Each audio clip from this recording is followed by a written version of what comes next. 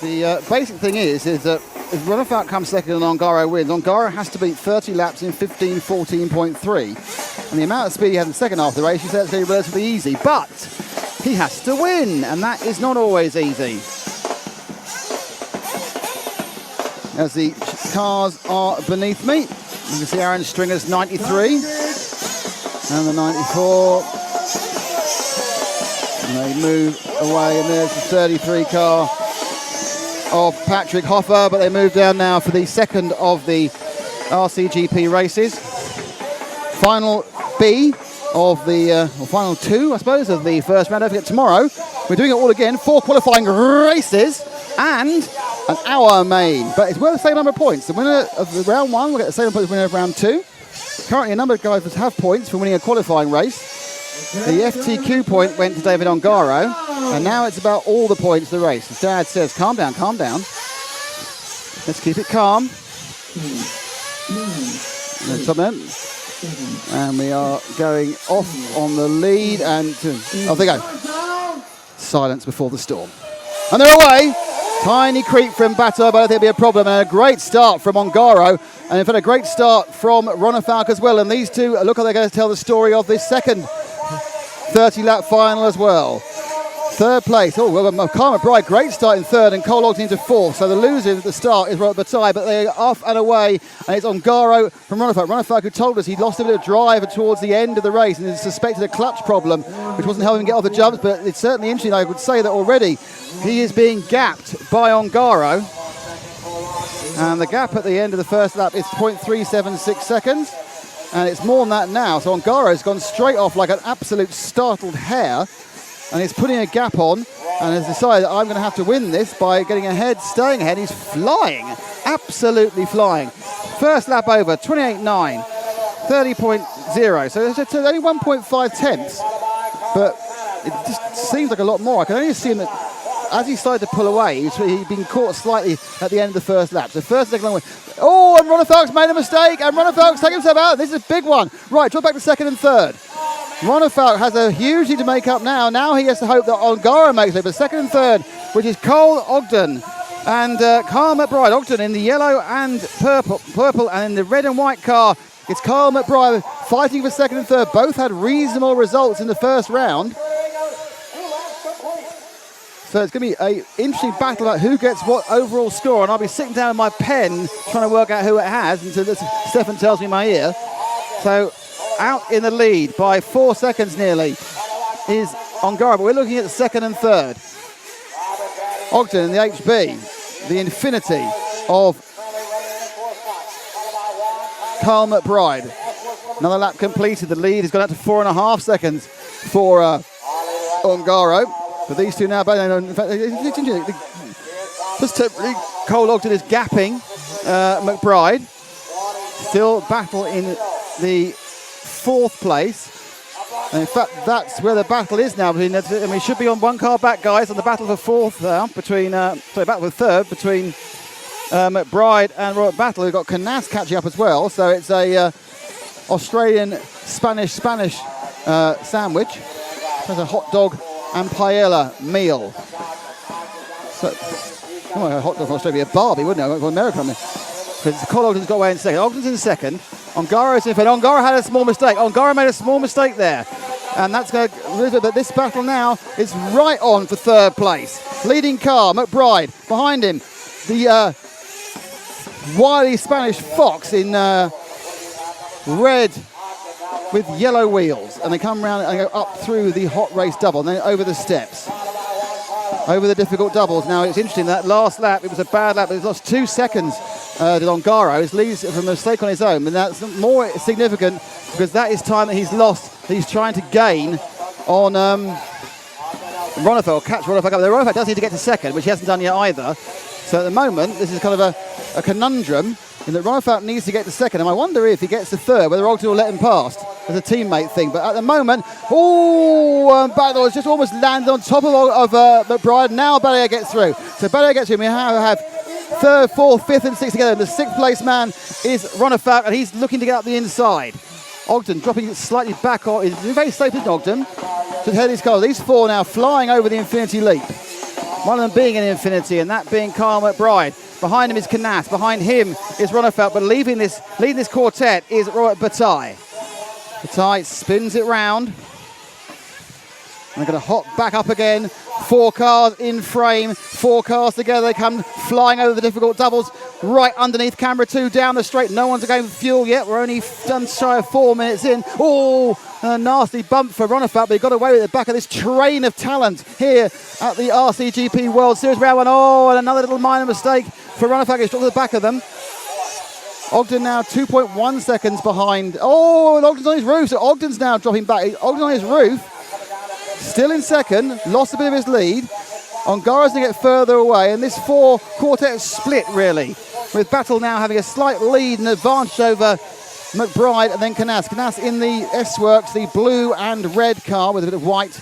It's the Infinity, the red and white machine of Kyle McBride. Ahead of them, it's the Beach RC team machine of Royal Battle, and then behind them, and struggling, really struggling now is Ronnefeld. Ronnefeld is having a nightmare. And unless he does the best second half of the race ever, it doesn't really matter what time Ongaro does, because he's going to win it anyway. Ongaro now has a lead of 6 seconds. Ogden being reined in a little bit by Battle, but we're now looking at the 2 behind. We're now looking at McBride and Canas, and they are beginning to slow each other up. Probably puff of smoke there as Canas put the power down coming out of the off-camber corner. So the S-Works versus the Infinity. Australia against Spain. Oh, and Battle makes a mistake and straight through there. That was a free pass for McBride. Back into third place as Robert Battle makes a mistake. He's now right on the tail of McBride. And Cole Ogden's not pulling away from him. So just see, Cole Ogden is on the first jump now, and McBride now. So they're quite close. But now again, the Battle has moved to that battle for 4th. Just so you know, Ongaro is this lap 6.9 seconds ahead. So this is a big, big lead. But it's really what happens with Ronnefeld. And Ronnefeld has now started to try and get back on the tail. But he's actually got Aaron Stringer between himself. And another mistake for Battle. And now Battle and Ronnefeld are right together. Let's see if we can find the Battle of Ronnefeld. So drop back to the Battle of Ronnefeld, Battle with Stringers. 3 of them now going through the off-camber corner. Ronnefeld is desperate to get forward, because at the moment he might not even be second, because he needs to get more points. So he needs to get past Battle. They've landed almost in the same place. 2 world champions, 2012 for the orange car of Robert Battle, and 2016 world champion David Ronnefeld from Sweden with the HB, with the Performer engine package. Now, who's that was upside down? That was Canas. They've got past Canas for free. So that's a position they've both made up. So they are now running higher. Ongaro does another lap, and we are just around halfway, 13 laps, and in and through all that melee. Suddenly another place has been going Ronnefeld. Ronnefeld has made 2 in a lap, but then he's got to make up a big gap to Kyle McBride. McBride is 4 seconds up the road from Ronnefeld. So Ronnefeld now is clear in that, well, as clear as you can be with behind it in that position. So we need to, can we move? Let's stay with him for a second. They're a bit close now. It looks like Robert hasn't had enough of this battle for 4th and 5th. And there's a kind of movement below me as the anticipation, the pit lane builds, and the problem for Atsushi Hara. And Battle tries to fly. So the difference of 4 seconds to McBride and Ronnefeld has gone up to 4.5. So that's not good news for him. And into pits comes Hara. Into pits comes Ronnefeld. He's fueled up. A little bit slow, I think, on that one. Stringer's come in as well. So Ronnefeld looking to drive through. We're going to have to wait a couple of laps now for this to for the pit stops to even themselves out. When are we going to be seeing? In comes our leader. Ongaro comes in beneath me. Fuel done, out, gone, no issues whatsoever. So he's on his way to a victory. The question is, who's going to come second? At the moment, it's still Cole Ogden who holds that place. Ogden is fueled as well. And in comes Bataille, Canas, McBride now. Now McBride in the pit stop sequence has ended up losing 3 or 4 seconds. He's now absolutely dead level with Ronnefeld. So this is now the battle for 3rd and 4th. They go over the double-double, so over the Coca-Cola double now. And about to fly over the big trip before the end of the lap. This is the battle for 3rd and 4th. McBride's got back past, or has made it his position firmer against Ronefalk, though he was 4 seconds ahead prior to the pit stop, so that's a big turnaround on fueling, and certainly it's a loss by McBride, because also there is Bataille still where he was. Oh, McBride's gone and dropped it, so that's McBride out the way. That means Ronefalk moves to third behind Cole Ogden. But the real question is, how fast is Ongaro going? And my guess is it doesn't really matter. He's probably going fast enough anyway to get the time he needs to win it, even if Ronefalk gets second. Just so you know, 8.7 seconds in the lead is Ongaro. Cole Ogden has 5 seconds over Ronefalk.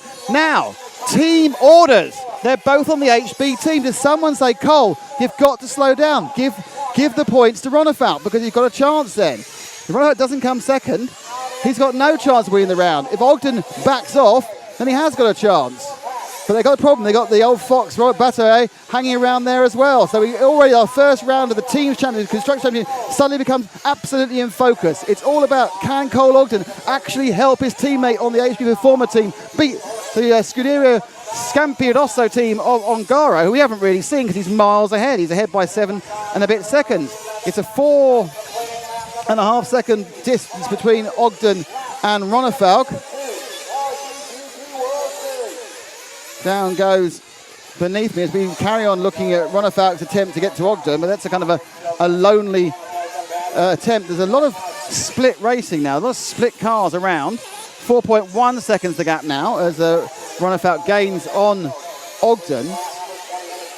I don't think it would pay Ogden to slow down very much, but it would certainly pay him to let Ronefalk go by with about 10 laps to go. But he's got to be careful of both Canas and Bataille, who are coming after him.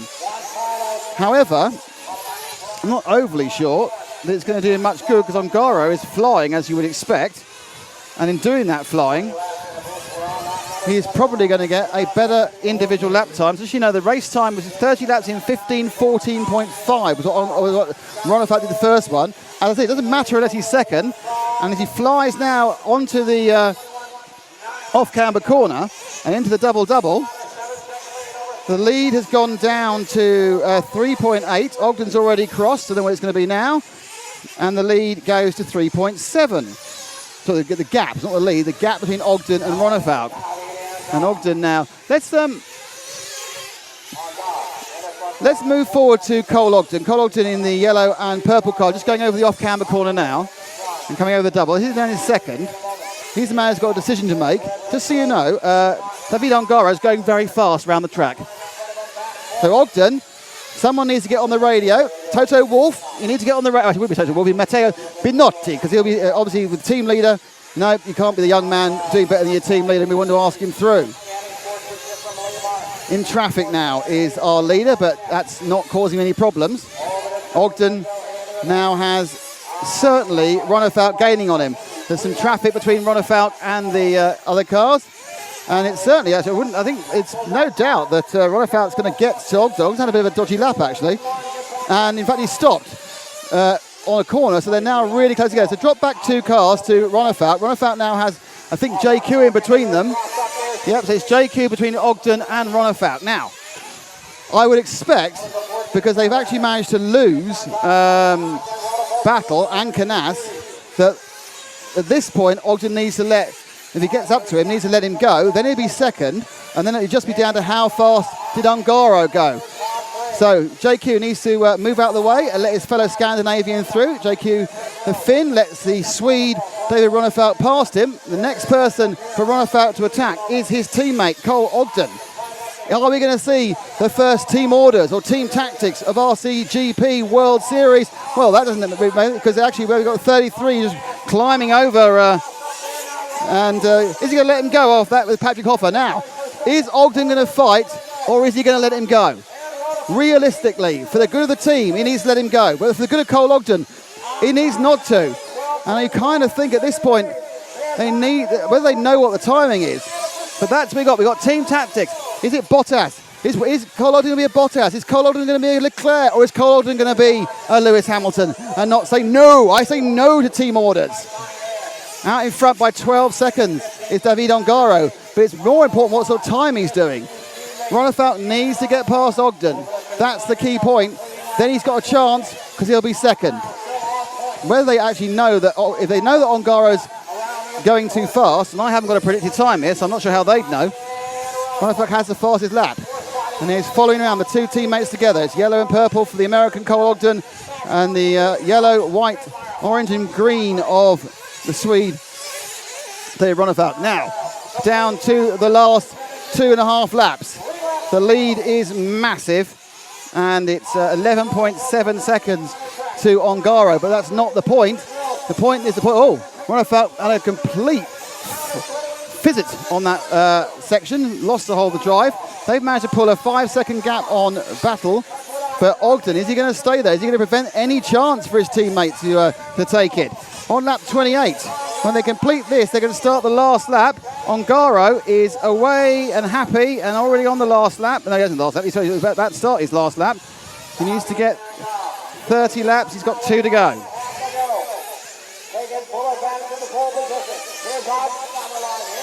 So they're now on to the penultimate lap. They've got 1.5 laps to go. Ongaro is about to start his last lap. Ongaro does start his last lap on 14:41, and he has enough time, so he is going fast enough. So this is pretty immaterial what happens between the other two. So what we need is Ash can stay on the other coast, and what we'll have is we'll look for our leader, and our leader is right ahead of us here, Zach. That's our leader in 94. That is our leader. Let's switch to him. He's got 2 corners to go, and he's going to go across, and that's his win. And there's David Ongaro takes it. So Ongaro takes the win. Ongaro wins it, and he wins it in 15:10. So he wins it in a 15:10, and he has taken the championship. Ronefalk did get Cole Ogden that last lap. I don't know if Ogden let him through or what, and it's all for Nout, because it's going to be Ongaro who will win, Ronefalk second, Ogden in third. I think Ogden may get an overall third for that. David Ongaro, congratulations. You are the winner of round 1 of the Rcgp World Series because you were fast enough. Yeah, now the car was really good, tire also. I made a couple of mistakes about the nervous, but I'm really happy to win this first round here, so all good.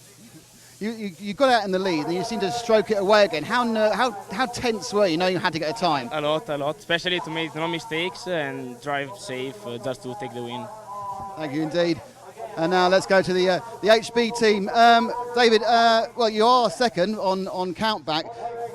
The first third of the race just didn't go your way, did it? No, absolutely not. I mean, I crashed there on the completely wrong spot. I mean, you cannot crash in the first couple of laps because, you know, you have the train with cars behind you and the marshal cannot really get to your car, and that's what happened. And, you know, I probably lost around 10 seconds to Ongaro there on the first 3 laps or whatever. After that, I ran pretty strong. I came back. And, yeah, you know, my car was good in the end. Yeah, just that mistake. And I guess I lost on every tie so far this weekend, so why not do it again here? Tomorrow I'll get him.